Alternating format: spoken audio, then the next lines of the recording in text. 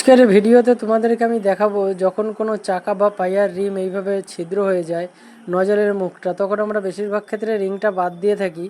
কিন্তু এরকম ধরনের কোনো কন্ডিশন যদি হয়, রিং যদি অন্য অন্য জায়গায় ভালো থাকে, তবে আমরা না পাল্টেও এটাকে কিন্তু মেরামত করতে পারি। এবং এটা কিভাবে বা কিসের দ্বারা সেটাই তোমাদেরকে দেখাবো। এবং দেখতে পাচ্ছ কতটা ছিদ্র হয়ে গেছে নলের গোড়াটা, এবং নজলটা বেঁকে যাচ্ছে, ঠিকমতো থাকছে না।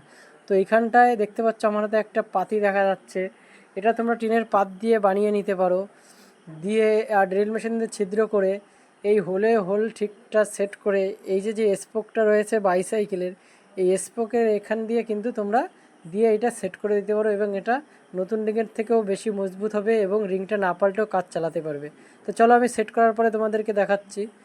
তো দেখতে পাচ্ছ যথারীতি আমি সেট অলরেডি করে ফেলেছি, আর স্পোক লাগিয়ে দিয়েছি, কত সুন্দর হয়েছে দেখতে পাচ্ছ। এবং এই ক্ষেত্রে কিন্তু নজলটা বেকারও কোনো নেই, আর নতুন রিমের মতোই মেরামত পুরো সম্পূর্ণ হয়ে গেছে, এবং রিংটা কিন্তু নতুন রিমের মতোই পাইয়াটা কাজ করবে।